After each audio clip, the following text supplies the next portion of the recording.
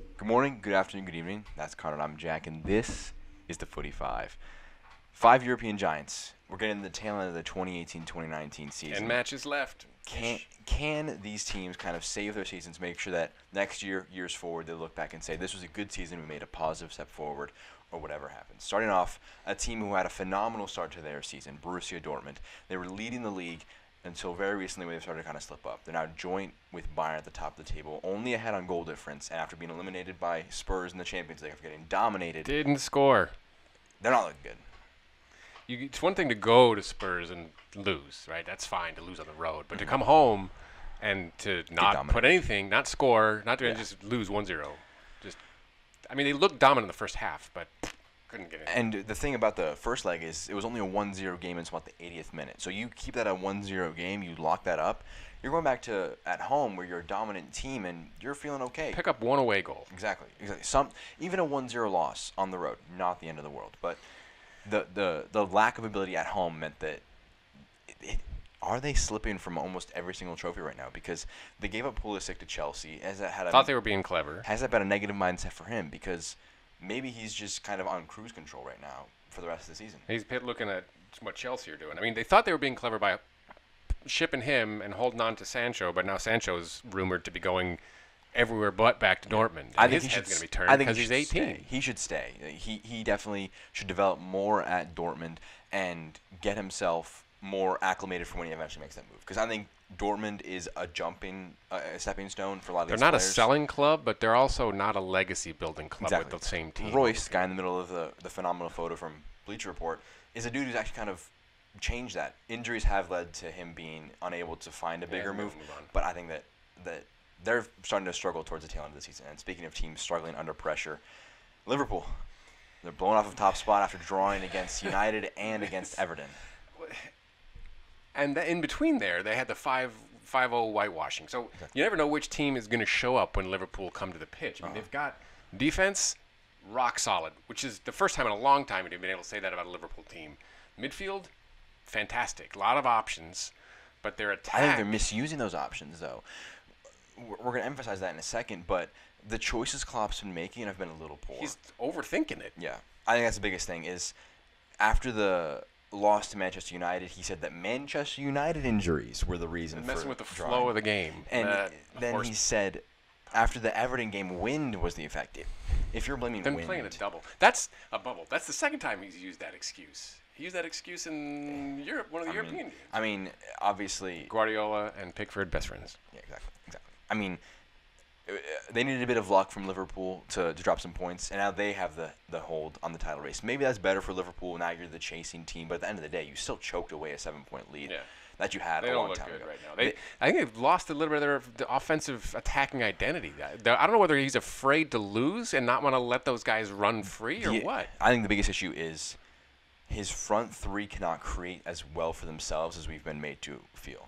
That he needs Shaqiri or a Keita in the midfield to really break down the tempo because we saw it. Follow our Twitter, by the way. Follow us on Twitter at the45. When Lallana is the answer and you still have Shaqiri on the bench, And Keita. Shaqiri you're asking and the wrong Keita. question. Or I don't know what question you're asking. You have £75 million worth of midfielding creativity options on the bench, and you choose Adam How Lallana. many minutes has Lallana played this year? Oh, I mean, not enough. They're overthinking it, and the fans especially, because at Anfield, you can just sense that they're Squeaky bum time. Exactly. That's gonna be the last 9 games of this season. Yeah. Until Liverpool finally win another title, it's gonna be like that. They gotta break the duck at some point. You'd have to think. They're not gonna go forever without winning another title. But another team that's having a much worse team, it is Real Madrid. Madrid's in bad shape. I mean, I don't know if Santiago Solari is going to make it out of the season, but we'll talk about that in a minute. I mean, you just gotta rip and rewrite on this one. It's game over, right? I mean, it's sorry, dad joke. I don't know what you do there. Losing Ronaldo is never going to be easy. I don't think Perez had. He left for one reason.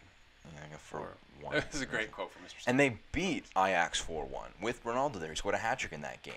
Different Ajax team, but still. Obviously. But I think that they deserve a lot of credit, but Real Madrid deserve a lot of slack, and they need to be shown, or they need to fix a lot of things. And the classic picture, the classic one. Who needs Ronaldo? Who needs Ronaldo? Real Madrid need Ronaldo. You love the optimism in the fandom, but the thing is, they never replaced him. Like Gareth Bale is just miles away from Cristiano Ronaldo. He is one of, in my lifetime, second greatest player ever, in my opinion, but he's up there with the greatest people to ever touch a football.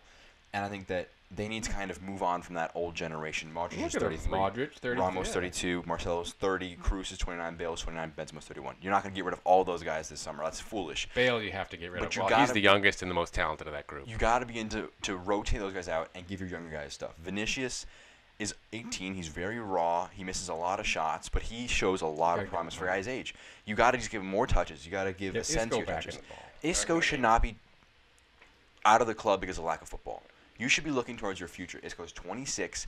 He is going to be one of the future guys that you want. And I think that is just foolish. And in a week where they were beaten and knocked out of the Copa del Rey, they were beaten by Barcelona and pretty much gone in the La Liga, then they just get slammed by Ajax at home. And you can imagine that when they saw the draw for Ajax, they were doing cartwheels because they thought maybe we'll have another shot for 4 in a row in the Champions League. And Ajax show up, Dusan Tadic, guy you love. He's great. The guy goal and 2 assists. That was an insane performance from him. And that goal was nuts. And I think that the thing that they got to look towards is scrap this season, look towards next year. Asensio, Isco, Ceballos, Vinicius, Varane, Vallejo, Odriozola, Carvajal, Courtois are all 26. I think Carvajal is 27, but they're all your young guys that you're going to want as your core for the future. I don't know who you have for a manager. Make sure you keep them in your core and in your future plans. And is Solari the guy? Or I think it's going to be a huge coaching carousel this summer. Yeah. And then we're going to see Conte still doesn't have a job. We're going to see possibly Pochettino go somewhere. We're going to see what United do. And speaking of United, obviously, a team who are going to want to do a lot of – they want to have a longer-term lookout, in my opinion. This year, they're not going to win a trophy, but bluntly clear. Yeah, they're still 10 points off the top. And they're probably going to go out. By the time this posts, they may have already lost. I don't know. They're down 2-0 heading to Paris. I mean, you can't imagine you're going to get much further than the Champions League. Your goal for this year, finish top 4, secure Champions League for next season, and embrace the fact that you're not going to be able to dominate next year possibly. You need to be able to accept that this is a rebuilding stage. You need to build you just got to capitalize on mistakes when somebody else slips. You got to be there to take advantage. Exactly. And this I don't understand. I have not read this article. It just came out a little bit ago. No, it's actually a couple days ago now. Oh, it's today.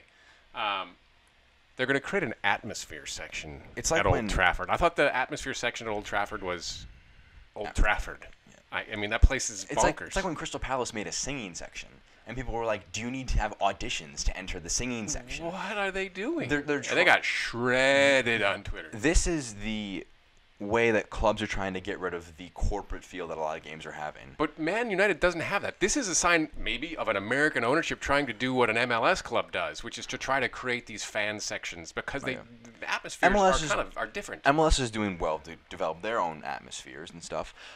But the Premier League clubs do not struggle with this, typically. You're focusing on the wrong things. Issue, though, is as the prices for tickets go up, your audience goes up as well, and you have less passion for the it's well, good look at Arsenal. I mean, that's the classic case. 100%. I mean, you have Stan Kroenke. He's a another American dude. I mean, he's not going to look at the passion of the club, more so the X's and O's, the finances. I think that Ole Gunnar Solskjaer should be the dude. Look what he did. I mean, he lost one match since he's been in charge. Oh, yeah. And this is a famous Mourinho quote. It's going to take a miracle for us to get to the top 4, right? Okay, so then Ole's a miracle man. Then you keep him. Exactly. No reason. And if Pochettino, who's our next club that we're going to talk about, is interested in going to Real Madrid, that's actually going to save them from making a different conversation. I mean, he finally met the owner today, Ole Gunnar Solskjaer, ahead of the game to Solskjaer. I did it again. Ahead of the match tomorrow, met the owners for the first time. Yeah. Does that mean their chance of him getting finally an actual? I think he's the guy for full-time gig. Biggest thing is that he has the fans believing in the club, and that's a big deal because when the fans are on your side, everything's so much easier. There's less pressure on the manager. The media has a lot less pressure on you because your fans kind of drive where the media goes. Find something else to talk about. Exactly. The supporter section. Meeting with the owner is a big step for him. I think that he should be the guy in the future for United.